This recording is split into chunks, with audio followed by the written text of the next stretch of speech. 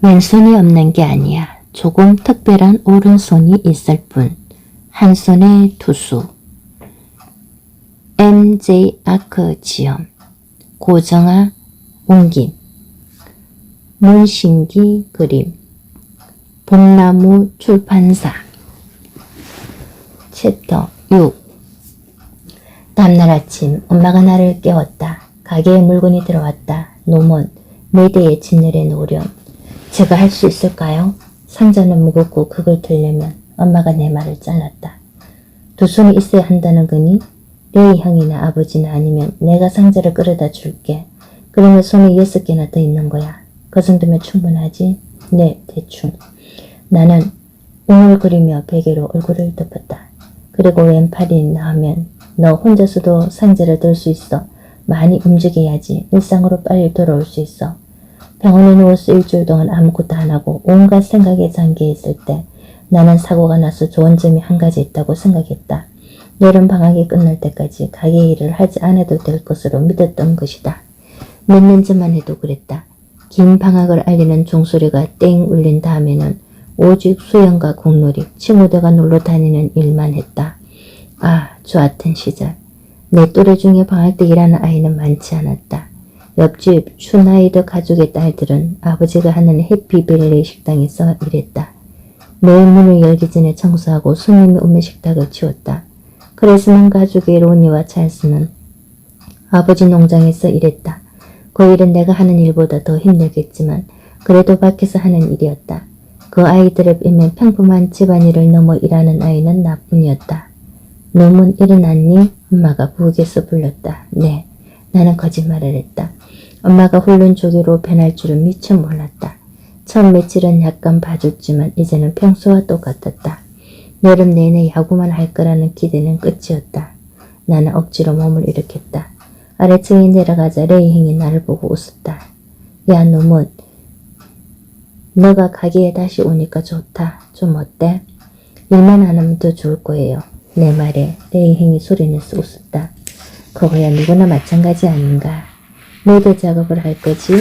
내가 상자를 날려다 줄게.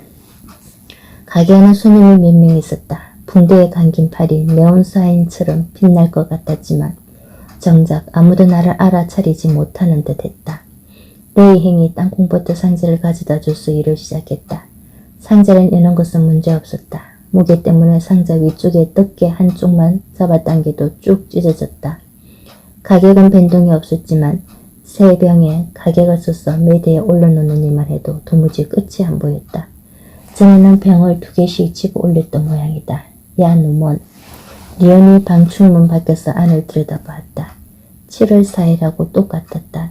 잠시 모든 게 악몽일 뿐이었다는 생각이 들었지만 팔의 붕대를 보자 묵직한 느낌이 돌아왔다. 나는 리언에게 갔다. 아빠가 본다 해도 사고가 있은 뒤로 손님들 앞에서 드는 소리를 지르지 않을 것 같았다. 너 벌써 일 시작했어? 응. 오늘 오후에 호수에 가지 않을래? 붕대가 물에 닿으면 안 돼. 그러면 깊이 들어가지 않으면 되잖아. 오늘 정말 더울 거야, 놈은. 그건 이미 알 수 있었다. 가게에 작은 선풍기가 떴고 끈끈한 바람을 뿜고 있었으니까. 오늘 같은 날 물에 들어가면 한결 시원할 것이다. 갈 수 있을지 모르겠네. 가는 길에 한번 들러줘. 내가 말했다. 알았어. 그럼 점심 먹을 때쯤 올게. 리언의 말에 나는 고개를 저으며 웃었다. 그래, 점심 먹을 때. 나는 다시 가게로 돌아가서 땅콩버터 진열을 마쳤다. 가게에는 손님이 많았다. 대부분 뉴욕시에서 더위를 피해 온 피서객들이었다. 레이크 카멜이 휴양지라는 게 재밌었다. 나한테는 그냥 우리 동네일 뿐이지만 도시 사람들은 이곳을 좋아했다. 작은 동네인 레이크 카멜이 속한 퍼트넘 카운티는 녹지가 많고 나무나 호수도 많았다. 레이크 카멜은 여름이면 사람 수가 3배는 늘었다. 대부분은 엄마가 아이들과 함께 이곳에서 여름을 나고 아빠가 주말마다 찾아오는 시기였다. 레이 형에게 상자를 하나 더 가져다 달라고 말을 했는데 아빠가 불렀다. 놈은 이리 와서 손 좀 빌려다오. 나는 이제는 빌려줄 손이 없다고 대꾸할 뻔했지만 아빠 얼굴을 보자 입이 다물어졌다. 아빠도 방금 한 말의 의미를 깨달은 게 분명했다. 내 쪽을 보지 않았기 때문이다. 일이 바빠지는구나. 봉투에 물건을 담아 차에 실어드리라. 내가 모르는 애에서 손님이었다. 여름 비수개일 모양이었다. 종이 봉투를 꺼내서 입구를 벌리고 무거운 것부터 차곡차곡 담았다. 봉투 하나에 다 들어가기를 바랬지만 하나를 더 써야 했다. 나는 봉투 2개를 채운 뒤 하나를 왼팔로 감싸들었다. 팔 끝에 닿지 않게 조심해야 했다. 여자는 걱정스러운 표정이었고 내가 봉투를 차에 실어주자 꽤 많은 돈을 팁으로 내밀었다. 고맙습니다. 하지만 아버지가 팁을 받지 말라고 하셨어요. 아니 그래도 주고 싶어. 여자의 말에 나는 다시 고맙다고 말하고 25센트 동전을 챙겼다. 가게에서 일을 돕기 시작했을 때 처음 맡은 일이 손님들 차에 짐을 나르는 것이었다. 나는 팁을 사용해도 한 번 더 권하는 손님이 많다는 걸 일찌감치 깨달았다. 아빠는 팁을 두고 손님과 옥신각신 하라고는 말하지 않았다. 오전 시간에 마지막 손님이 나더러 어쩌다 손을 잃었느냐고 물었다. 그걸 물어볼 대담함이 없었을 뿐이지 다른 손님들도 다 궁금했을 것이다. 고기 그라인더에 빨려 들어갔어요. 조금 덜 충격적으로 말할 수도 있었다. 사고를 당했어요 라는 식으로 말이다. 하지만 이 남자가 쓸데없는 관심을 보였으니 나도 세게 나갔다. 남자가 얼굴을 찌푸렸다. 끔찍하구나. 이제 좀 괜찮니? 네, 그런 것 같아요. 나는 봉투를 자동차 뒷좌석에 실었다. 누가 나에게 쓸데없는 호기심을 보이는 게 기분 좋은 일은 아니었지만 연기를 약간 보태면 후한 팁을 받을지도 몰랐다. 연습하면 나아지겠죠. 야구처럼요. 저는 다시 야구를 하고 싶거든요. 그러려면 오른손 글러브가 필요하니까 돈을 열심히 모아야 해요. 사람들이 나를 불쌍히 여기는 게 싫어도 팁을 위해서는 어쩔 수 없었다. 남자가 알 수 없는 표정을 지었다. 야구라고? 그래 좋구나. 그러더니 자동차에 올랐다 팁을 한 푼도 주지 않고 떠났다. 불쌍한 불고 어린이 연기를 해도 돈을 벌지 못했다. 가게로 다시 들어가려는데 리언이 왔다. 리언은 자갈을 헛뜨면서 자전거를 세우고 물었다. 점심 먹을 거야? 그래야지. 샌드위치 먹자. 우리는 고기 판매대 뒤편으로 갔다. 엄마, 리언이랑 같이 호수에 놀러 갈게요. 엄마가 물었다. 매대 작업 다 했니? 절반 정도 했어요. 1시간 동안은 손님들 차에 물건 나르는 일을 했거든요. 매대 작업도 나중에 다 마쳐라. 샌드위치를 가져가고 싶겠구나. 네 아줌마. 아줌마가 너무 피곤하지만 않다면요. 리언은 음식에 관해서라면 아주 예의 바른 소년이 된다. 헛방에 소고기를 올려서 마요네즈 샌드위치를 해줄까 놈은? 네 고마워요 엄마. 리언, 너는 호밀빵에 겨자 소스를 바른 소세지 샌드위치지? 네, 저는 그게 제일 좋아요. 특히 아줌마가 만드는 거요. 리언은 벌써 침을 흘렸다. 우리 엄마가 아니었다면 리언은 지금쯤 굶어 죽었을지도 모른다. 엄마는 리언을 보고 웃더니 고기를 저었고 샌드위치를 만들어서 가게의 종이 접시에 담아주었다. 리언의 접시에는 마카로니 샐러드도 한국자 듬뿍 퍼서 얹었다. 내 것에는 얹지 않았다. 내가 그걸 싫어하기 때문이었다. 먹고 나서 30분 이상 기다렸다가 물에 들어가야 해. 내 엄마 도시락 고마워요. 내가 가게 문으로 움직이면서 말했다. 그리고 놈은 잊지마. 붕대가 젖으면 안 돼. 엄마가 말했다. 그냥 물속에 서서 더위만 식힐게요. 팔은 물 밖에 내놓고요. 리언이 2층으로 올라가는 계단에서 샌드위치 절반을 먹어치웠다. 나는 냉장고에서 탄산음료 2병을 꺼내고 수영할 옷으로 갈아입었다. 그동안 리언은 남은 샌드위치도 다 먹어치우고 내 것에 눈독 들이고 있었다. 뱃속에 해충이라도 키우냐? 내가 물었다. 배가 너무 고팠어. 나는 성장기 소년이라고 리언이 말했다. 하지만 그렇게 먹다가는 위가 아니라 옆으로 성장할걸? 어쨌든 빨리 먹어 놈은. 날이 더워. 물에 얼른 들어가고 싶다. 가는 길에 먹을 거야. 자전거를 타고 나는 목에 수건을 둘렸다. 왼팔로 음료수를 가슴에 안고 오른손으로 샌드위치 접시를 들었다. 아니 걸어가자. 나들은 내 샌드위치 들어달라고 리언이 물었다. 그랬으면 좋겠지. 내가 대꾸했다. 우리는 뒷마당을 통해 천시 로드와 드누디를 지나 웨스트 레이크션 골목을 지나갔다. 거기서 호수까지는 다시 400m를 가야 했다. 야외에 나오는 일은 기분 좋았다. 내 팔이 가끔 찌릿찌릿하긴 했지만 복잡한 생각을 뜻이 부릴 수 있었다. 나는 샌드위치 반을 먹었다. 음료수를 마시고 싶었지만 샌드위치와 음료수를 바꿔둘 수가 없었다. 리언이 알아차리고 손을 내밀었다. 이리 줘. 안 뺏어 먹을 테니 걱정하지 마. 보이스카우트의 양심이야. 우리는 걷는 내내 음료수병과 샌드위치를 주고받았다. 리언은 약속을 지켰다. 샌드위치도 음료수도 입에 대지 않았다. 호수는 모르는 사람들을 북적거렸다. 리언과 내가 어렸을 때는 단둘이 호수에 올 수 없어서 리언이 어머니와 함께 왔다. 우리 엄마는 가게에서 일해야 해서 올 수 없었다. 엄마가 일하는 집은 많지 않았다. 가끔 그 사실이 속상했지만 가게를 하는 집은 어쩔 수 없었다. 리언이 운동화와 양말을 벗었다. 가자 놈은 물에 들어가자. 아직 30분 안 됐어. 리언이 나를 보고 웃었다. 아, 그랬지. 처음으로 밥을 먹자마자 물에 들어갔을 때 우리는 빠져 죽을 각오를 했다. 하지만 아무 일도 없었다. 우리는 밥 먹고 30분 일하는 게 아이들이 너무 재밌게 놀까봐 엄마들이 지어낸 말이라고 생각했다. 신발끈을 풀다 보니 엄마 말을 듣고 끈 묶는 법을 배워둘 걸 그랬다는 생각이 들었다. 내가 물가로 갔을 때 리언은 이미 뗏목을 향해 멀찌감치 가 있었다. 나는 꼬마 2명을 지나 호수로 들어갔다. 꼬마들은 얕은 물에 앉아서 고무공을 던지고 받으며 놀았고 어머니가 곁에서 아이들을 지켜보고 있었다. 금발 아이가 나를 올려다보더니 붕대를 가리키며 물었다. 형아, 다쳤어? 남의 일에 신경 쓰지 마라, 쌤이야. 엄마의 말에도 아이는 굽히지 않고 물었다. 전쟁에서 총에 맞은 거야? 응, 맞아. 요새는 11살짜리도 전쟁에 나가거든. 내가 말했다. 쌤이 엄마가 신경 쓰지 말라고 그랬지. 엄마가 소리치며 아이를 물 밖으로 끌고 나갔다. 나는 그 가족을 무시하고 계속 걸었다. 그리고 물이 허리까지 차오르자 멈췄었다. 더 들어가면 물이 갑자기 깊어진다는 걸 알기 때문에 그 자리에 가만히 서 있었다. 그리고 붕대를 가르기 위하는 걸 허락하지. 그리고 붕대를 가리기 위해 팔짱을 꼈다. 리언은 뗏목에 올라가서 우리하고 같은 반인 고디 코리건가 이야기하고 있었다. 리언이 나를 가리켜 보이자 고디가 내게 손을 흔들었다. 나는 돌아섰다. 고디가 와서 사고에 대해 이러쿵저러쿵 묻는 게 싫었다. 고디는 우리 반 최고의 참견쟁이이다. 떠블리였다. 사고에 대해 말 한마디라도 했다가는 고디가 사방팔방에 떠들고 다닐 것이다. 아니, 이미 그러고 있는지도 몰랐다. 몸 아래쪽은 시원했지만 나머지 부분은 지글지글 끓었다. 게다가 수영도 안 하고 가만히 서 있자니 바보 같았다. 그때 등에 물이 튀었다. 리언이 자전거 밖으로 만든 튜브를 타고 등 뒤에 와 있었다. 붕대가 젖으면 죽을 줄 알아. 내가 말했다. 리언이 머리 위로 튜브를 빼냈다. 여기 앉아 놈은 내가 너를 뗏목까지 끌고 가줄게. 싫어, 나 집에 갈 거야. 집에? 지금 방금 왔는데. 알아. 하지만 기분이 별로야. 아, 알았어. 그러면 고대한테 튜브 가져다 주고 같이 가자. 아니야, 너는 계속 놀아. 오늘은 수영하기 좋은 날이잖아. 그래도 괜찮겠어? 그럼.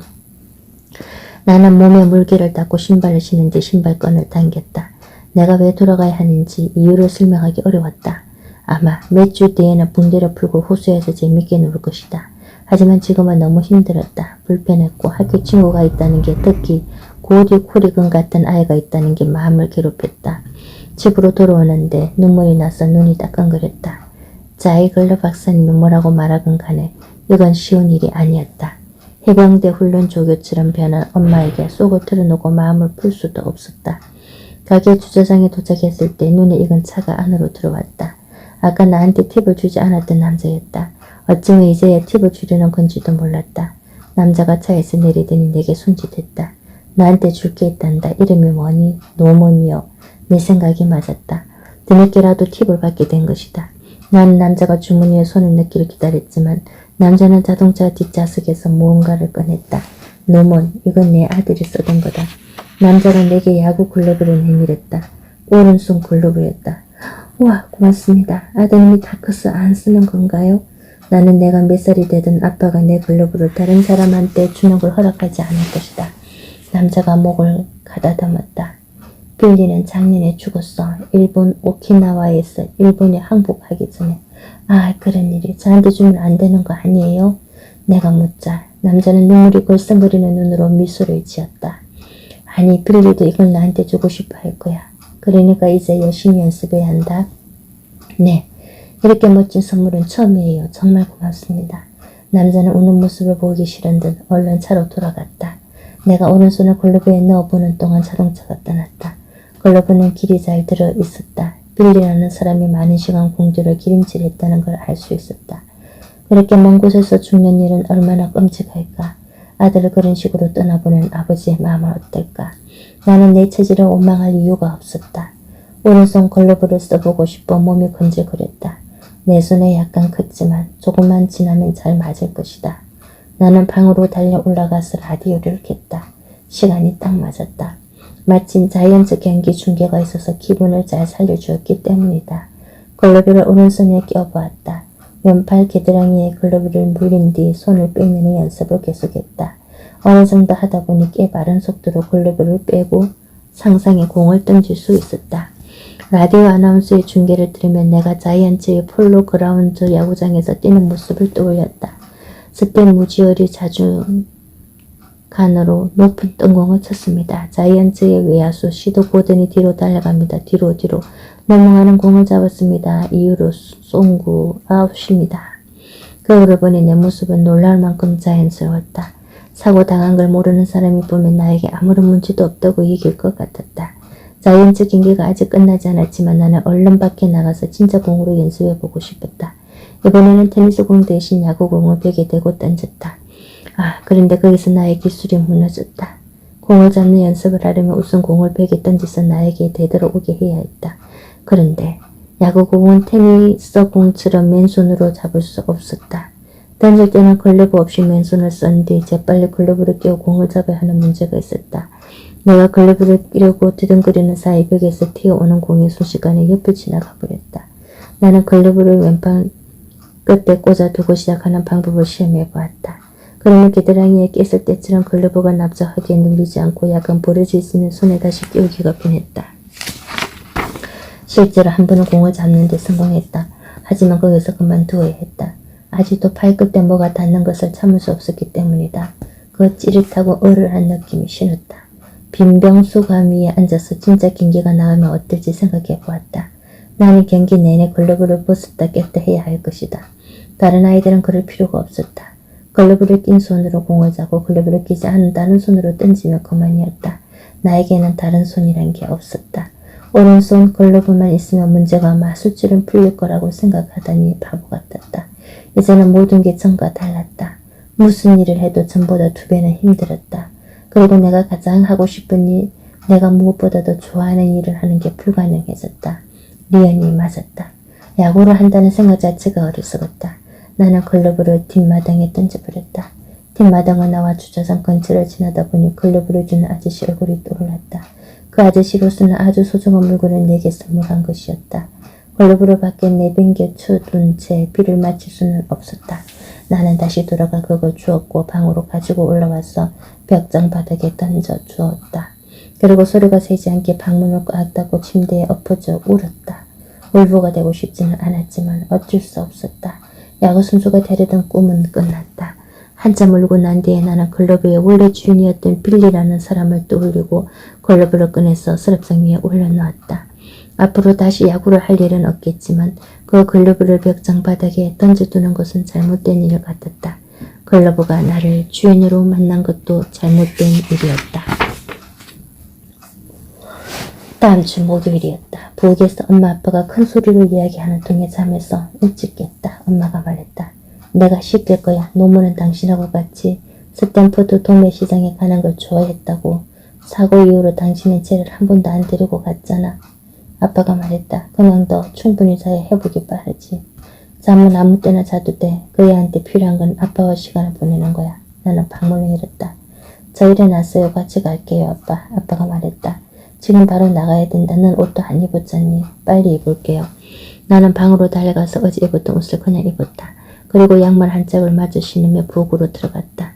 신발은 겨드랑이에 낀 채였다. 앉아. 엄마가 말했다. 엄마는 내 발에 신발을 신기고 신발끈을 묶어주었다. 얼른 가. 아버지는 벌써 차에 가 계셔.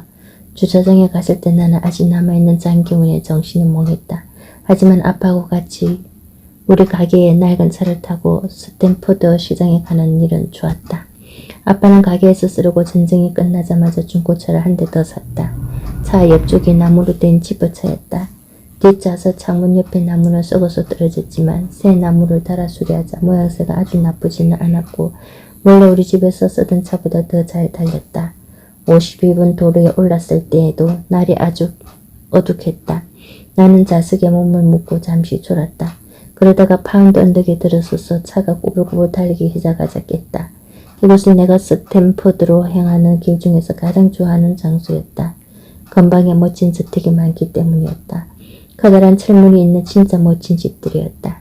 이런 집에는 누가 살지 상상하고 그 사람들에 관한 이야기를 넘겨주었다. 언덕길이 끝나자고 뉴욕주의 경계선을 넘어 코네티켓주로 들어갔다. 그런데 우회전해서 차들이 더 많은 고속도로에 올랐었다. 도로 옆으로 처음에는 평범한 집들이, 그 다음에는 회사 건물들이 이어졌고 마침내 스탠퍼드가 나타났다. 내게 오면 아빠와 나는 창고 구역의 식당에서 아침을 먹었다. 아빠는 늘 먹던 메뉴를 주문했다. 스크램블드 에그 토스트 소세지였다. 아빠는 커피, 나는 우유를 마셨다. 집에서는 나도 우유에 커피를 조금 타 마셨지만 식당에서는 그렇게 주문할 수가 없었다.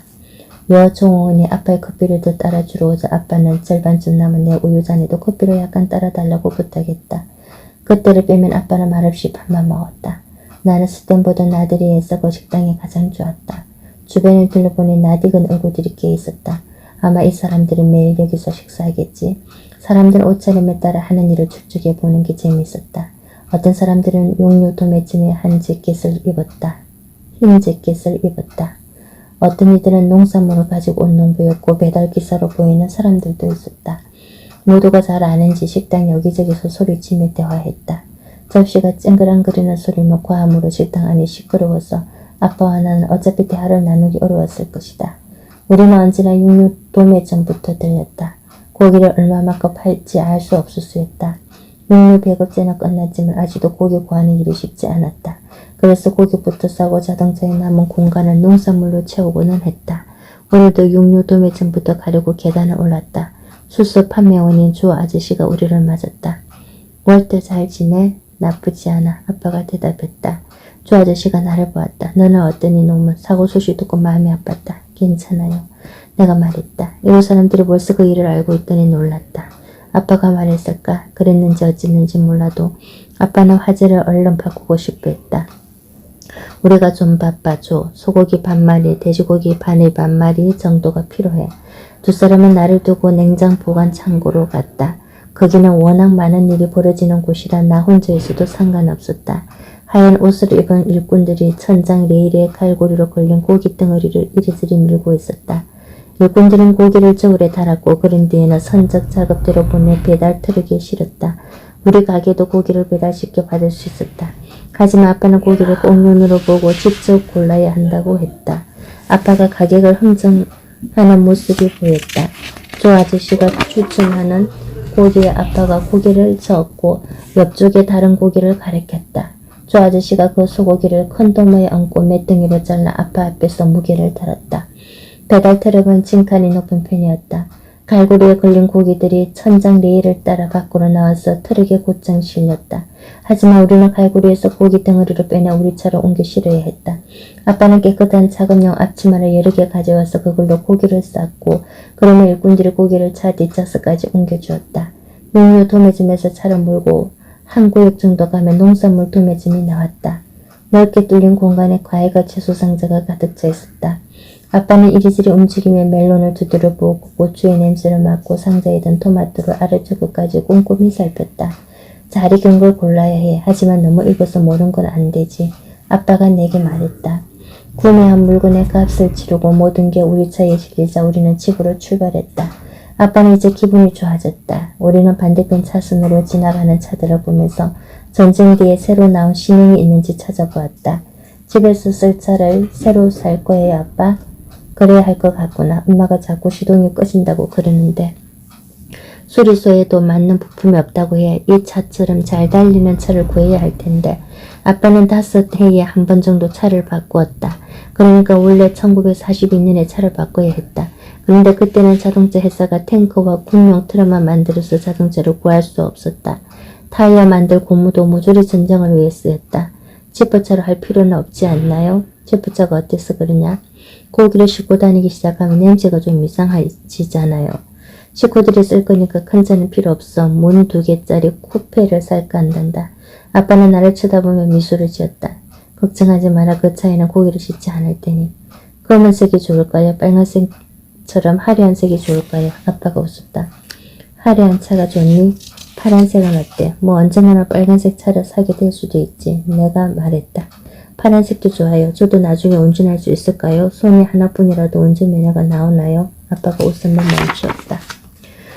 네가 운전할 나이가 되려면 아직 멀었어. 벌써 걱정할 필요는 없다. 손 이야기를 하다니 너무 바보 같았다. 그 이야기를 할 때마다 아빠는 기분이 나빠졌다. 카토나 외곽의 22분 도로를 지나갈 때 나는 아빠의 기분을 살려줄 만한 것을 찾았다. 저기 보세요. 버마 쉐이브에서 새 광고판을 걸었네요.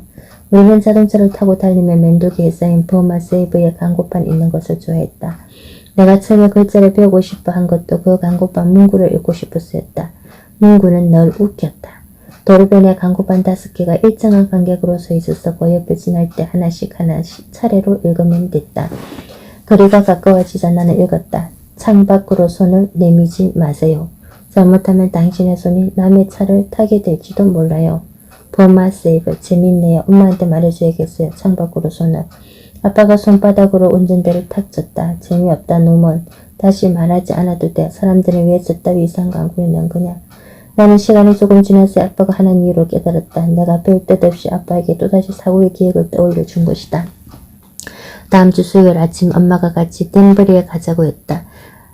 이제 신발 배급제가 풀렸기 때문에 학교에 신고가 신발을 살 수 있었다. 아, 그 말이 어찌나 기쁘든지. 지난 몇 년 동안 가족은 정말로 귀했다. 군화를 만드는 데 다 쓰였기 때문이다. 나는 전쟁이 시작된 뒤로 발이 자꾸 자라서 신발을 3번이나 바꿔야 했는데 그때마다 사촌이 프렌드 형의 신발을 물려 신었다. 남이 신듯 신발을 신는 것만도 괴로운 일이지만 프렌드 형은 발냄새가 세계 최강이었다. 낡은 칫솔과 세제로 아무리 구석구석 닦아도 내 발에서는 계속 썩은 달걀 냄새가 났다. 그 신발을 얼른 던져버리고 새 신발을 사고 싶었다. 엄마가 금전 등록기에서 돈을 꺼내야 해서 가게에 먼저 들렸다. 나는 가면서 먹으려고 초콜릿을 하나 집어들고 엄마를 따라 자동차로 갔다. 가는 길에 정지 신호에서 자동차 시동이 2번이나 꺼졌다. 나는 엄마를 달래려고 초콜릿을 건넸다. 아빠가 차를 새로 살 거라고 그러던데요. 새로 나온 차들을 보고 싶어요.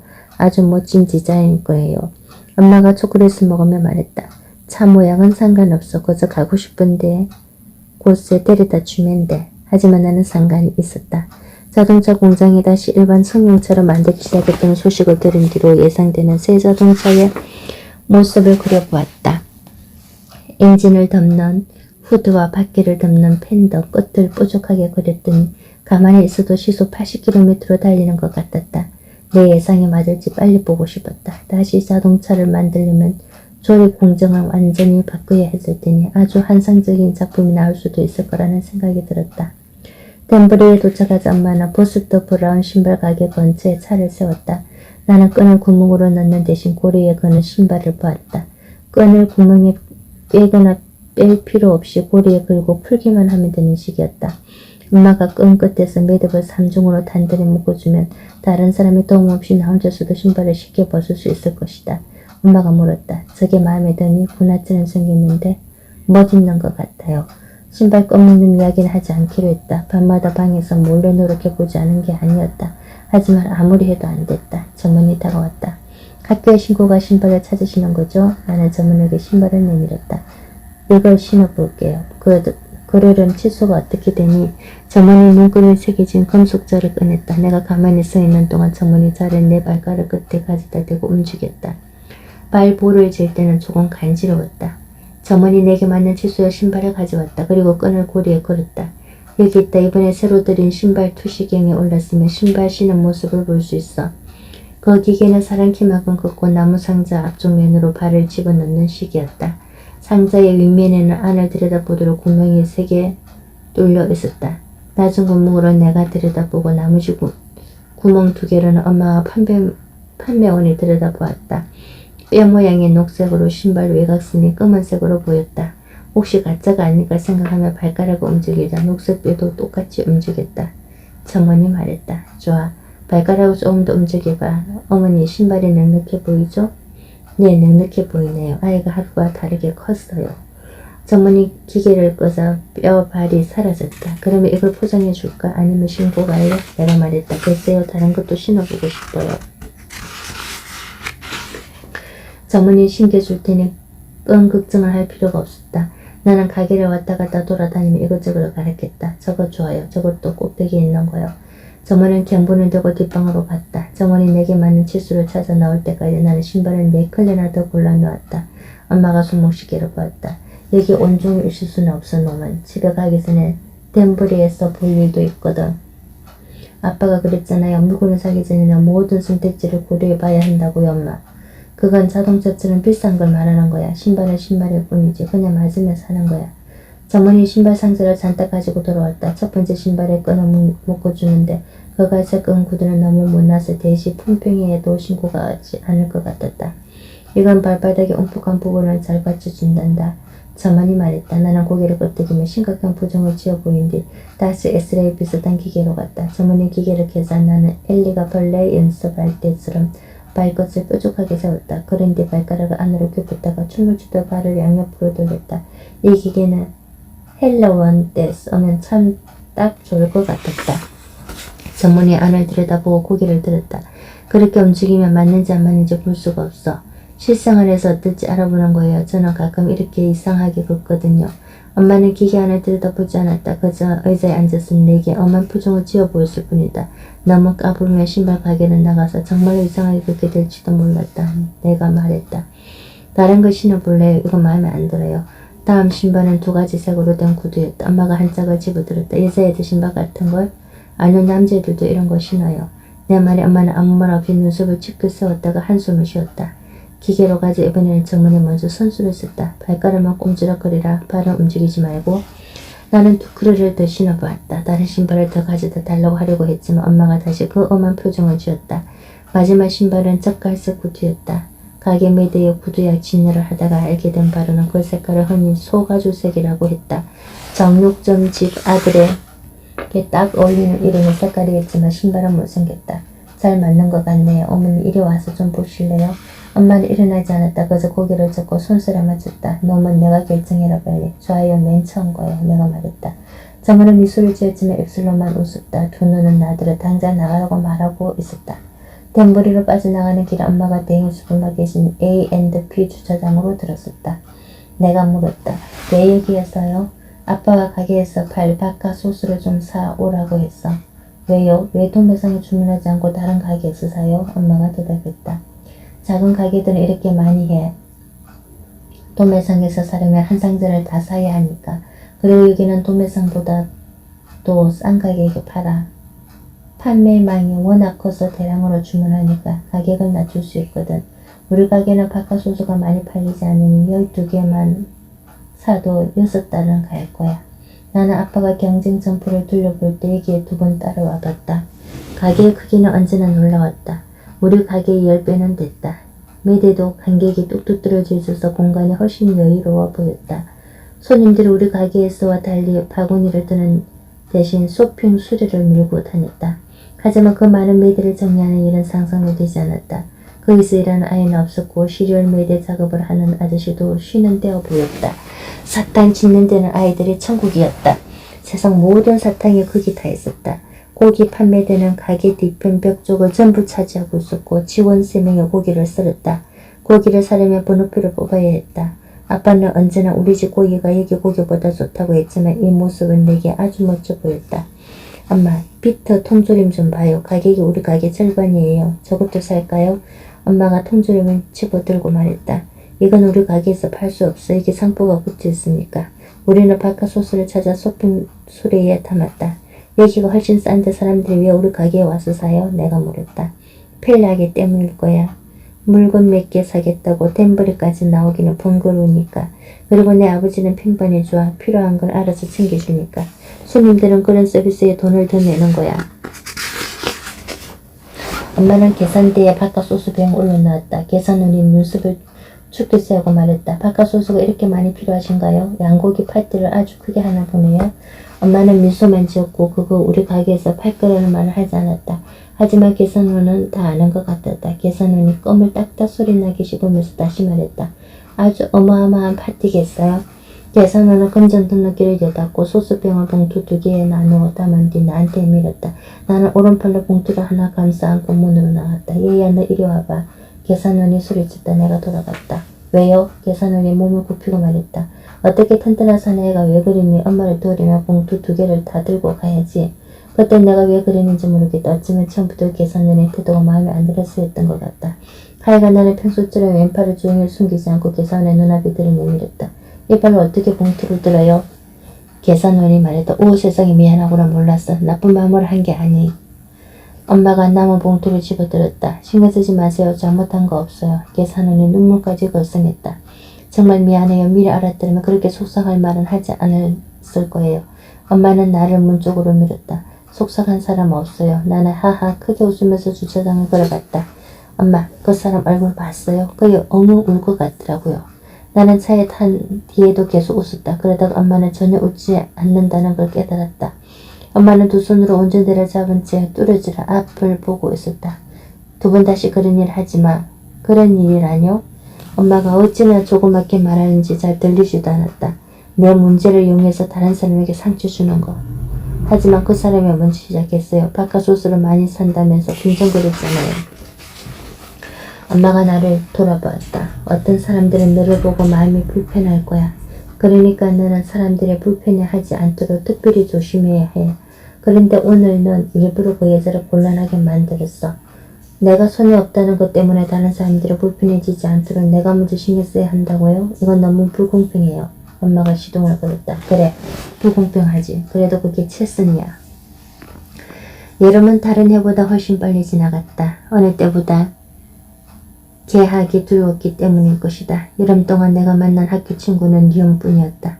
다른 아이들과 맞닥뜨리며 이런저런 핑계를 대고 자리를 피했다. 사람들이 나를 불쌍해하는 것도 사고 이야기를 꺼내는 것도 싫었다. 어느 날 오후 주방 식당에 앉아 자동차 그림을 그리는데 엄마가 가게에서 올라왔다. 엄마가 내 옆에 앉아 물었다. 왜 밖에 안 나가니? 별로 나가고 싶지 않아요. 그럼 친구들을 집으로 불러 보이스카우트 친구들 어때?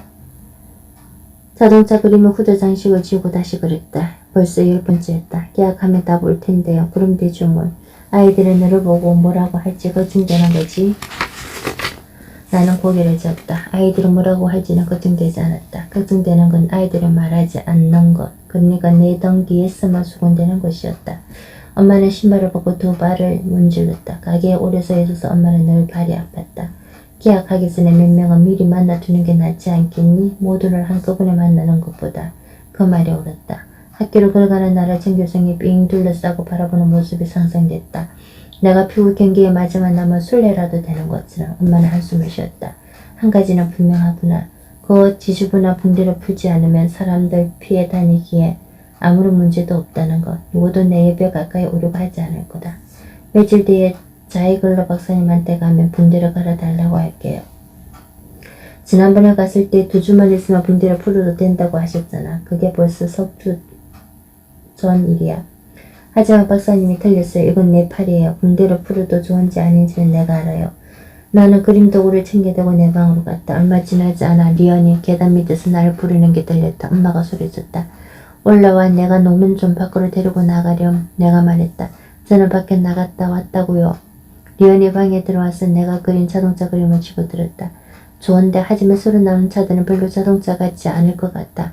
타이어 없이 레일 위를 달릴 테니까. 레일을 달리는 건 기차야 바보야. 내가 그림을 다시 빼앗아오면서 말했다. 아니 보통 기찻길 같은 레일 말고 공중에 달린 레일 말이야. 차가 공중까지 어떻게 올라가냐? 이렇게 연필 줘봐. 리언이 내 종이를 뒤집어서 뒷면에 그림을 그렸다. 3km마다 정거장이 하나씩 있어. 차를 몰고 정거장에 가면 문이 열렸다가 닫혀. 엘리베이터 같은 곳을 차를 올리는 거야. 엘리베이터보다 올라가는 속도가 훨씬 빠르겠지만. 좋아, 천재 발명가. 어쨌든 정거장까지는 땅 위 도로로 가야 하잖아. 그럴 거면 레일은 뭐하러 설치해. 그냥 도로를 달리면 되지. 교통체증 때문이지. 내가 말하는 건 레이커 카멜 같은 곳이 아니야. 너 출퇴근 시간에 용커스에 가봤어? 길이 꽉 막혀서 차가 꼼짝도 안 해. 공중 레일이 교통 문제를 풀어줄 거야. 여기에 이렇게 차가 매달려 있는 거 보여? 이 차들은 서로 부딪힐 일도 없어. 저기 신호를 따라 정해진 간격대로 움직이거든. 리언의 그림은 긴 줄에 땅콩을 낀 다음 그 아래 작은 상자를 매다 놓은 것으로밖에 보이지 않았다. 그림 실력은 형편없었지만 상상력은 좋았다. 리언은 나중에 발명가가 될지도 모른다. 하지만 그 발명품을 그려줄 사람이 없으면 아무도 리언의 말을 이해하지 못할 것이다. 나는 종이를 도로 가져와서 리언이 그린 자동차의 펜더 부분을 각지게 만들고 말했다. 그래, 좋네. 좀 더 편한 각도로 보려고 왼팔로 그림을 돌리는데 붕대에서 떨어진 반창고 끝이 종이에 들러붙었다. 너무 붕대가 왜 그래 보기 안 좋다. 풀어버리는 게 어때? 너 우리 엄마하고 말 맞추고 왔냐? 엄마가 나한테 그러라고 시켰어? 아니야, 너도 좀 봐. 이걸 못하라 하고 있어. 완전히 너덜너덜하잖아. 내 붕대를 가지고 다들 왜 이렇게 난리라? 떨어질 때가 되면 알아서 떨어지겠지. 엄마는 며칠 뒤에 나를 데리고 병원에 갔다. 엄마는 대기실에 있고 나 혼자 진료실에 들어갔다. 그건 엄마의 또 한 가지 장점이었다. 엄마는 깨어드는 것을 싫어했다. 병원은 붐비었고 내가 작은 방에서 한참을 기다린 뒤에야 의사가 나타났다. 탁자에 앉은 채로 거의 잠이 덜 빼날 때 문 열리는 소리가 났다. 노먼 반갑구나. 좀 어때? 좋아요, 박사님. 이제 붕대를 푸는 게 좋을 것 같다. 박사님은 서랍에서 뭉퉁한 가위를 꺼냈다. 박사님의 붕대를 자르는 동안 나는 고개를 돌리고 있었다. 박사님 내 팔 리즈리 돌리며 끼면 자국을 살펴보는 게 느껴졌다. 상처가 잘 아물었다. 노먼. 무슨 일이든 다 할 수 있을 거야. 다친 부위도 이젠 안 아프지? 어디 부딪히지만 않으면요. 근데 이상한 건 아직도 가끔 왼손이 있다는 느낌이 들어요. 그런 느낌을 유령통증이라고 해. 유령통증은 사람에 따라 금방 사라지기도 하고 몇 년씩 가기도 하지. 그 생각만 안 나면 아주 나쁘지는 않아요. 그래, 좋구나. 야구는 어떻게 되고 있니? 잘 안 돼요. 글러브로 공을 잡은 뒤에 손을 글러브에서 빠르게 빼야 공을 던질 텐데 그 방법을 생각해보고 있어요. 자이글러 박사님이 책상서랍에서 신문기사 하나를 꺼냈다. 이게 도움이 될지 모르겠구나. 내가 너한테 피터 그레이 선수 이야기했던 거 기억나지? 네, 브라운스 팀의 왼팔 외야수요. 그래, 이게 그 사람이야. 공을 잡고 던지는 방법까지 자세히 설명하고 있어. 나는 피터 그레이의 사진을 보았다. 그는 야구 글러브를 오른팔 겨드랑이 팔을 밑에 끼고 있었다.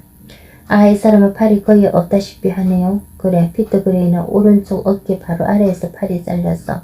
너는 팔꿈치도 있고 팔뚝도 끝까지 있으니까 훨씬 유리해. 타격할 때는 팔 절단부로 방망이를 지탱할 수도 있을 테고. 그 말이 또 나왔다. 절단부. 하지만 이번에는 그걸 어떻게 쓸지 말하는 것이어서 그렇게 나쁘게 들리지는 않았다. 네, 타격 연습도 해볼게요. 지금까지는 그냥 던지고 잡는 연습만 했거든요.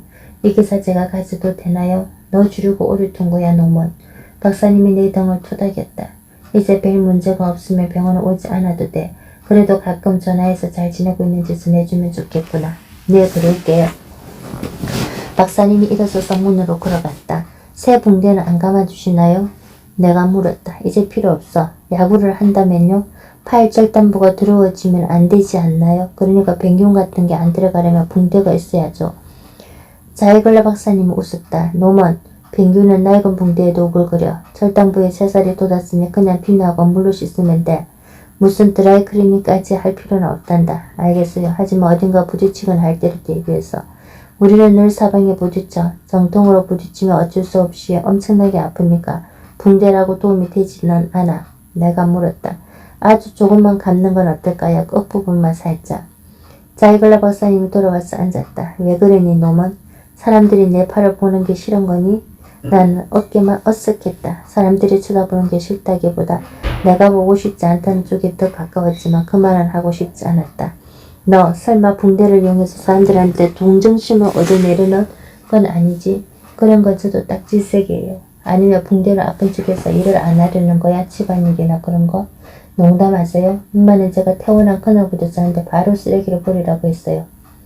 자이글러 박사님이 웃었다. 좋구나. 내가 해준 조언을 진지하게 받아들이셨어. 조언이요? 집에 가면 내가 할 일을 절대 대신해 주지 말라고 말씀드렸거든. 박사님 말을 들으니 많은 것이 이해되었다. 엄마가 박사님 말을 너무 고지고대로 받아들인 것 같네요. 박사님 우리 엄마를 괴물로 만들었다고요. 박사님이 다시 웃었다. 괴물 어머니 밑에서 강한 아이가 나오지. 그러다가 내가 웃지 않는 것을 보고 나서 박사님도 웃음을 멈췄다. 어머니가 오라 노먼. 다시 붕대 이야기를 해보자. 팔끝에 아주 살짝만 감는 건 어떻겠니? 내가 마음의 준비가 되면 떼낼 수 있게. 그리고 되도록 빨리 떼야 해. 이제 2주 뒤면 계약이니까 그 전에. 네. 대답은 그렇게 했지만 거짓말이었다. 집으로 오는 차 안에서 피터 그레이 기사를 10번 읽었다. 나는 야구를 포기할 준비가 되어 있었다. 하지만 오른팔 팔이 거의 남지 않은 이 사람이 해냈다면 없어진 게 왼손뿐이 나도 못할 이유가 없었다. 기사를 보면 피터 그레이가 어떻게 한 손으로 공을 잡고 던졌는지 자세히 알 수 있었다. 피터는 왼손 글러브로 공을 어깨 높이에서 잡았고 가슴 위쪽에서 손을 틀어 글러브를 오른손으로 보냈다. 그 다음 오른팔 겨드랑이에 물린 글러브에서 공을 꺼내 잽싸게 손굿했다. 좋았어. 나는 피터 그레이와 반대 방향을 하면 될 것이다. 오른손 글러브로 공을 잡은 다음 가슴팍에서 틀어 왼쪽 겨드랑이에 물리면 손을 쉽게 빼내 공을 재빨리 던질 수 있을 것 같다는 생각이 들었다. 기사는 피터가 땅볼을 치라는 방법도 설명해 두었다. 먼저 글러브를 무릎 높이에 두고 공을 튕겨 공중에 띄워 올린 뒤 글러브를 부숴버리고 공을 잡아 던지는 것이다. 이런 기사를 읽게 되더니 내게 찾아온 행운이 믿기지 않을 정도였다. 내 앞에 모든 방법이 설명되어 있었다. 이런 방법을 직접 생각해내려면 시간이 아주 많이 걸렸을 것이다. 하지만 눈으로 읽는 것과 직접 하는 것은 달랐다. 나는 기사를 들고 밖으로 나갔다. 실제 연습에 들어가기 전에 몇 번 더 읽어보며 머릿속에 그림을 그렸다. 처음에는 글러브를 왼팔 겨드랑이에 물리고 벽에 공을 던졌다. 하지만 전과 똑같은 문제에 부딪혔다. 피터 그레이의 기술을 연습하기는커녕 공을 던진 뒤 손에 다시 글러브를 끼기부터가 쉽지 않았다. 왼쪽 겨드랑이에 물린 글러브에 손을 넣는 일이 한 번이 되지 않았다. 그 사이에 공은 옆으로 축축 지나갔다. 계속 연습하자고 마음을 다져도 머리 한구석에서는 안 되는 걸 자꾸 하면 잘못된 방식밖에 배울 게 없다라는 말이 맴돌았다. 그래도 계속해야 했다. 여기서 그만두면 아예 아무것도 배울 수 없기 때문이었다. 1시간 동안 공을 던지다가 몹시 지쳤을 때 신기한 일이 일어났다. 이제 글러브를 겨드랑이에 꽉 물고 있을 힘도 없었다. 글러브는 팔꿈치 쪽, 그러니까 갈비뼈와 팔꿈치 사이 공간에 대충 걸쳐 있다시피 했다. 나는 이번에도 손을 글러브에 들이밀었는데 꽉 물리지 않은 글러브에 손이 정말로 쑥 들어갔다. 순식간에 글러브를 눈앞에 가져와 공을 잡을 수 있었다. 그리고 다시 팔꿈치 쪽 글러브를 물리고 오른손을 빼낸 뒤 공을 던졌다. 그 일은 마술처럼 이루어졌다. 드디어 실마리가 잡혔다. 피곤함이 싹 가셔서 연습을 하고 또 해보았다. 여전히 몇 개는 놓쳤지만 얼마 지나지 않아 리듬이 몸에 익으면서 떨어뜨리는 것보다 잡는 게 훨씬 많아졌다. 2가지 문제가 한꺼번에 해결되었다. 글러브를 팔꿈치 쪽에 두니 손을 끼기도 쉬웠지만 빼기도 쉬웠다. 피터 그레이가 가슴 위에서 글러브를 살짝 틀어 손을 뺀 것은 팔이 조금밖에 안 남았기 때문이었다. 하지만 나에게는 그의 손처럼 쓸 수 있는 팔꿈치가 있지 않은가. 나는 팔꿈치로 물건을 누를 수 있었고 그것도 꽤 단단하게 누를 수 있었다. 팔 절단부에 아무것도 닿지 않으니 얼얼한 통증도 오지 않았다. 그 뒤로 며칠 동안 연습을 수백 번 했다. 여전히 공을 놓쳤지만 잡는 횟수가 느는 걸 보면 언젠가는 매번 잡게 되리라는 걸 알 수 있었다. 하지만 타격은 또 다른 문제였다. 공을 벽으로 던지려면 방망이를 겨드랑이에 껴야 했는데 공이 날아오는 순간 방망이를 빼내 휘둘러 봤다. 바짝 거의 다 허쉬웅이었다. 아무래도 공을 던져줄 사람이 필요했다. 하지만 리언은 아니었다. 연습하는 거 볼 때마다 내 의지를 끄끄리고 들었기 때문이다. 나는 리언이 없을 때만 연습했다. 내가 실망하고 좌절할까봐 걱정하는 리언의 마음은 나도 잘 알았다. 하지만 리언이 모르는 건 가장 친한 친구가 나를 믿지 못하는 일이 나를 가장 실망하고 좌절하게 한다는 점이었다. 나는 타격을 포기하고 공을 던지고 잡는 수비 연습에 집중했다. 붕대는 여기저기 문대져서 점점 지저분해지고 끝이 느들느들해졌다. 약 일주일 전 벽에 대고 공을 던지고 잡는 연습을 하고 있는데 리언이 자전거를 타고 주차장으로 들어섰다. 나는 공을 굴려 덤불 밑으로 보냈다. 글러브는 감출 시간이 없어서 그냥 등 뒤에 들었다. 리언이 자전거를 세워놓은 뒤 다가왔다. 그거 뭐야? 아무것도 아냐? 리언이 내 어깨 너머를 훔쳐보려고 했다. 뭐 먹을 거지? 샌드위치? 도넛? 아니 아무것도 없다고 그랬잖아. 하긴 하면 알겠지. 리언이 내게 달려들어서 등 뒤에 글러브를 잡아뺐다. 야 놈아, 너 야구뱅이 다시 도신 거야? 내가 알 바 아니잖아. 나는 글러브를 뺏기지 않으려 했다. 그런데 붕대 반창고가 글러브에 붙었다는 걸 미처 몰랐다. 글러브를 잡아 당기자 붕대가 썩 미끄러져 나왔다. 나는 그냥 글러브를 떨어뜨린 채 리언 옆을 걸어갔다. 팔 절단부를 참아볼 수가 없었다. 어디 가는 거야? 리언이 등 뒤에 소리쳤다. 아무데도 안 가. 나 좀 그냥 내버려둬. 차고를 돌아서 눈에 띄지 않는 곳으로 갔다. 차고 벽에 등을 기댄 채 땅바닥에 앉았다. 깊은 숨을 들이쉬고 마침내 팔의 절단부를 내려다보았다. 이런 말이 좀 이상하게 들릴지 모르겠지만 붕대가 감겨있는 동안에 내게 왼손이 없다는 사실이 그렇게 확실하게 느껴지지는 않았다. 하지만 이제는 아니었다. 자이글러 박사님이 발라준 빨간 소등양 자국과 지저분한 반창고 자국이 조금 남아있을 뿐 모든 게 그대로 드러났다. 팔꿈치까지는 다른 사람들과 똑같았지만 손목 부분이 동글고 뭉퉁하게 잘려있었다. 절단부에 프랑켄슈타인 같은 흉터가 있을 거라고 생각했는데 실밥자국도 보일까 말까 할 정도였다. 괜찮아? 리언이 차고 옆으로 고개를 내밀었다. 뭐 그래. 그냥 그래. 리언이 다와서 내 입에 앉았다. 내가 빨간색을 좋아해서 다행이다. 내가 말했다. 이 자국은 치워줄 거야. 그렇게 이상하지 않은데 뭘. 노먼. 그 바보 같은 붕대는 뜰 때가 됐어. 그래. 내가 말했다. 어깨에서 무거운 짐을 내려놓는 느낌이었다. 나도 알아. 마침내 두려워하던 날이 밝았다. 대학 가는 날은 언제나 여름방학에 너무 재밌게 놀았던 채로 감옥에 끌려가는 기분이었지만 이번 개학은 아예 사행정에 가는 것 같았다. 가게 앞에서 학교 통화버스를 기다리는데 아빠가 나왔다. 학교 갈 준비 다 됐니 놈은?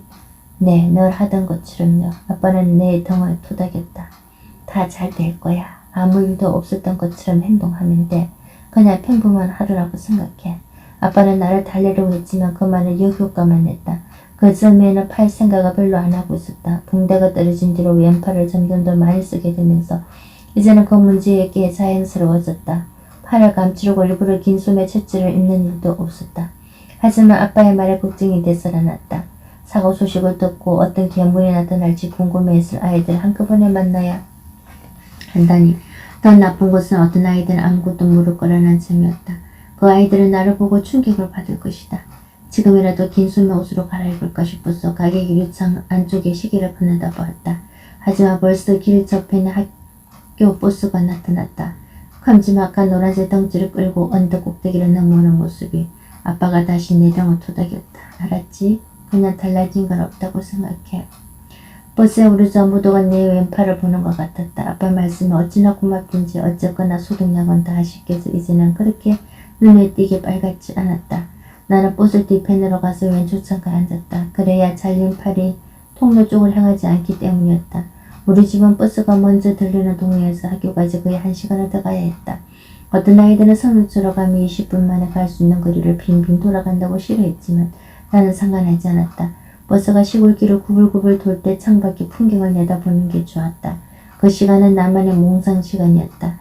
그렇다고 학교에서 딴 생각을 하지 않는 건 아니었지만 리언네 집은 우리 집에서 겨우 2구역 떨어져 있었지만 학교 버스 노선이 달랐다. 리언이 타는 버스는 내가 타는 버스의 절반 정도 시간에 학교에 갔다. 다음 정류장에서는 낮은 학년 여학생들이 탔다. 그 가운데 한 명이 내게 들지나면서 저 오빠야 하고 말하는 소리가 들리는 것 같았다. 아예 맨 뒷자리에 앉아서 아무도 내 입을 지나가는 일이 없도록 하는 게 나았을 것 같았다. 등 뒤에서 수군거리는 소리에 얼굴이 화끈거렸다. 그 뒤로는 버스에 타는 아이들과 눈을 마주치지 않았다. 그러니까 정면으로 보지는 않았다. 그래도 걔 눈치로는 다 보였다. 모두가 내 일을 두고 속닥거리고 있다는 건 그냥 내 착각이었을까? 나는 필통을 열어보며 할 일이 있는 척했다. 원래는 멋진 연필들이 있었다. 빨간색, 파란색, 녹색 연필이었다. 몸체와 같은 색깔이 지우개가 달려있고 상표 이름도 반짝거리며 새겨져 있었다. 그런데 한 가지를 깜빡했다는 게 떠올랐다. 가게 뒷방에서 아빠한테 연필을 깎아달라고 한다는 걸 잊은 것이다. 학교에서 어떻게 깎지? 지우개 달린 부분을 왼팔로 누르고 깎으면 연필이 헛돌지 않고 버텨줄까? 하지만 그랬다가 잘 안되면 어떻게 하지? 선생님 책상에 연필 깎기가 있긴 하지만 여기서 연필을 깎으면 모두가 나를 쳐다볼 것이다. 아 맞다. 리은에게부터 하면 된다. 우리는 같은 반이 되었다. 8일에 방학 숙제가 적힌 우편물이 왔을 때 확인했다. 225호 교실 빈 선생님 반. 미국은 여름방학이 끝난 후 새학년이 시작된다. 필리스 누나 말로는 빈 선생님 우리 학교에서 최고로 마음씨 좋고 착하다고 했다. 나는 원래 운이 좋았다. 버스가 크리스맨 농장 앞에 멈추자 로니와 찰스 형제 같았다. 로니도 우리 반이었고 보이스카우트에서 나랑 같은 대대였다. 나는 고개를 들지 않았는데 로니가 옆자리에 와서 앉았다. 앉는 놈은? 로니는 덩치가 컸다. 나는 로니가 앉도록 몸을 약간 움직거렸지만 눈으로는 창밖만 계속 바라봤다. 앉는 로니. 창문 유리에 비치는 모습을 보니 로니가 몸을 앞으로 굽히고 있었다. 내 왼팔을 보려는 것이다. 나는 로니가 보지 못하게 팔을 버스 벽에 더 바짝 붙였다. 방학 때 사고가 있었다는 소식 들어서 놈은 이제 괜찮아? 나는 어깨만 어색했다. 이야기하고 싶지 않았다. 하지만 로니는 그냥 물어주지 않았다. 몇 년 지나 우리 사촌인 아니 형도 건축기계에 팔이 잘려서 이 부분에 싹둑 잘렸지. 로니가 팔꿈치와 어깨 중간쯤에 칼을 내리치는 신용을 했다. 왼손이 있어야 하는 자리에 폭발할 듯한 저릿함이 강하게 몰려들었다. 나는 숨을 깊이 들이쉬고 침을 꿀꺽 삼켰다. 로니가 말했다. 지금은 괜찮아. 얼쑤를 달아서 못하는 게 없거든. 담배불도 붙이는 걸. 나는 고개를 끄덕였다. 얼쑤 용도를 말할 때 담배불 붙이는 게 왜 그렇게 중요한 걸까? 나에게는 스테이크를 쓰는 게 훨씬 더 중요했다.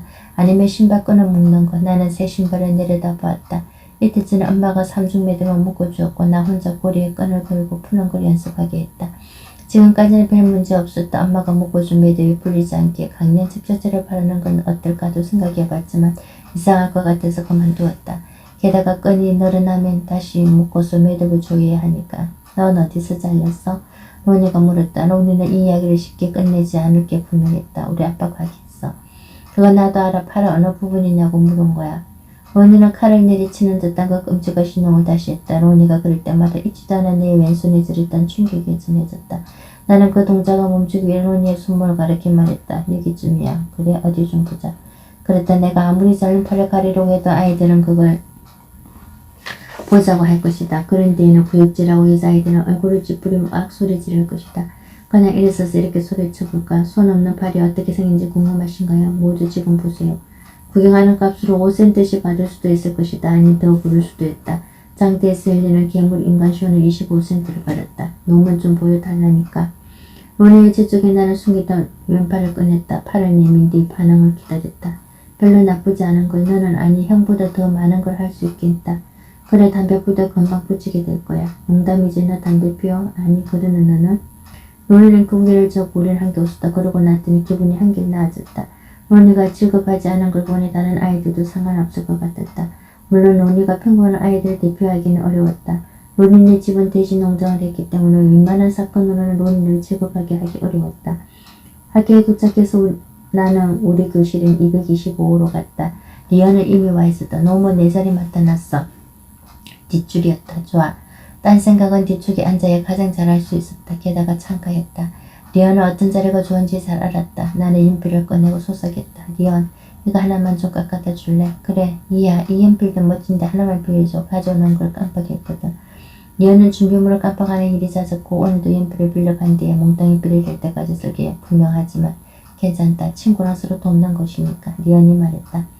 녹색 연필을 할게. 너는 빨간색하고 파란색을 좋아하잖아. 리언이 자리에 돌아오자마자 수업 중에 울렸다. 리언은 내게 뾰족하게 깎은 연필 2자루, 그러니까 빨간색과 파란색 연필을 내밀었다. 교실에 들어온 빈 선생님은 우리들은 모두 벽 앞에 한 줄로 서게 했다. 그러고는 알파벳 순서로 출석을 부르며 2명씩 짝을 지었다. 짝이 생긴 아이들은 교실 앞에서부터 뒤로 차례차례 정해진 자리에 앉았다. 리언의 승이 루디윅이었고 내 승은 슈미트였다. 알파벳 순서가 멀리 떨어져 있는 우리는 짝이 되지 못했다.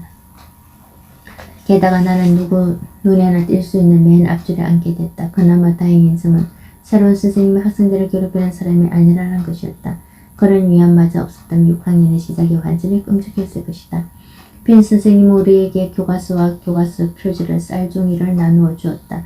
바브라 세이즈가 책 써는 걸 도와주겠다고 하자 빈 선생님이 말했다. 마음은 고맙지만 바브라 놈은 혼자서도 할 수 있을 것 같구나. 안 그러니 놈은? 네 선생님. 선생님은 그렇게 말해줘서 기뻤다. 혼자서도 할 수 있었다. 가게에서 종이봉투 젓는 일을 많이 해본 덕분이었다. 게다가 나는 원래 책 싸는 일, 그러니까 종이를 책하기에 맞춰 빈틈없이 접는 일을 좋아했다. 책을 싸고 나면 그림을 그릴 수 있는 하얗고 깨끗한 표지가 생겨서 더 좋았다. 사회교과서는 크기가 큼지막했다. 표지에 아주 많은 걸 그릴 수 있을 것이다. 점심을 먹고 나서 우리는 음악 수업을 하러 강당으로 갔다. 음악 선생님은 마글러스 선생님이 강당 무대에 서 있었다. 여러분 이제 6학년 됐죠? 6학년 음악 시간에는 여러분부터 한 학대를 꾸리고 각자 악기를 맡아서 합주할 거예요. 학교에 남는 악기가 좀 있으니까 모두 하나씩은 쓸 수 있어요. 집에 자기 악기나 언니 오빠가 쓰는 악기가 있는 사람은 손들어 보세요. 리언이 팔꿈치로 나를 푹 찔렀다. 이럴 땐 내가 한 손이라도 있는 게 다행이다. 너도 다행이네. 선생님이 내를 들어보라고 했으면 어쩔 뻔했어. 열몇 남치던 아이들이 손을 들었다. 마글리 선생님은 아이들을 무대 위로 불러서 무슨 악기를 가지고 있는지 물었다. 그러고는 한 명씩 앉을 자리를 정해주었다. 남은 아이들이 시끄럽게 듣자 마글리 선생님은 큰소리로 휘바람을 불어서 아이들을 조용히 시켰다. 여러분 조용히. 이름을 부르면 어떤 악기를 연주하고 싶은지 말하고 무대로 올라오세요. 앉을 자리를 정해줄 테니. 선생님은 아이들 이름을 하나하나 불렀다. 여자애들은 주로 클라리넷을 원했고 남자애들은 트럼펫을 원했다. 클라리넷하고 드럼펫이 이제 거의 다 찼네. 좀 더 대담한 선택을 할 사람은 없을까? 커다란 수자폰이나 색소폰은 어떤가요? 너는 뭐 할 거야, 놈은? 련이 속삭여 물었다. 몰라, 몇 개 생각해봤지만 다 두 손이 필요해. 그건 그렇지만 뭐든 해야지. 악단에서 빠지는 거 안 되니까 나는 트럼본을 해야겠어. 왜 트럼본이야? 트럼본을 부르면 슬라이드를 앞으로 쭉 밀어야 되잖아. 그럴 때 앞에 앉은 아이를 쿡쿡 찌르려고. 아이고, 참 좋은 이유다. 내가 말해서 리언을 속삭였다.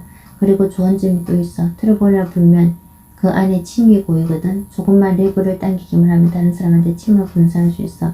세계 청각의 악기라고 할 수 있지. 그건 그의 무기 수준인데 내가 말했다. 로니가 튜바를 고르자 마그리 선생님은 아주 기뻐했다. 좋아, 그랬으면 좋은 선택이구나. 우리 집 쪽에서 누군가가 말했다. 뚱뚱이가 튜바를 고르다니. 그때 마그리스 선생님이 리언의 이름을 불렀다. 저는 트럼본으로 할게요, 선생님. 마그리스 선생님이 웃음을 지었다. 역시 좋은 선택이야, 루디기. 트럼본이 연주하기는 조금 까다로워도 아주 멋진 악기거든. 리언은 웃으며 무대로 올라갔다. 리언이 옆에 있을 때까지도 별 생각이 없습니다. 혼자 남게 돼서 걱정이 됐다. 어떤 악기를 골라야 하지? 새로 전화온 칼 오븐도퍼가 리언 다음이었다. 칼은 작은 북을 골랐다. 작은 북도 그럭저럭 괜찮아 보이지만 북채를 하나만 들고 칠 수는 없었다. 템브렘치를 한심한 게 걸리면 어떻게 하지? 유치원 때나 치던 템브렘을 맡으면 그야말로 굴욕이다. 만약 전교생 앞에서 합주하게 된다면 하나뿐인 손으로 어린애 악기를 든 나는 모두의 눈길을 한몸에 받을 것이다. 노문 스미터, 내 말 듣고 있니? 앞에 앉은 여자애가 나를 돌아보았다. 노문 선생님이 부르셔. 나는 그냥 무대로 달려 올라갔다. 내 문제는 모든 6학년 앞에서 큰 소리로 말하고 싶진 않았다. 선생님이 아마 모르시나 본데요. 저는 왼손을 잃어서 악기를 못해요. 선생님 말했다. 무슨 소리 냈습니까? 북을 치면 되지. 북도 좋지만 북채가 2개잖아요. 그리고 어서 선생님도 큰 북이 있잖니. 북채가 하나니까 손도 하나만 있으면 돼. 그냥 쿵쿵 두드리면 너는 잘할 거야. 그럼 5번 도포 옆에 앉으려. 선생님이 정해준 자리로 가면서 엄마가 혹시 마그리스 선생님을 미리 만난 게 아닐까 하는 생각이 들었다. 리언 옆을 지나가는데 리언이 내게 엄지를 들어 보였다. 리언 앞에는 에블린 레드닉이 앉아 있었다. 리언은 트럼본의 슬라이드를 밀면서 에블린의 엉덩이를 푹 찌르는 신용을 해 보였다. 가엾은 에블린은 자기 앞에 얼마나 괴로운 일년이 기다리고 있는지 전혀 모르는 것 같았다.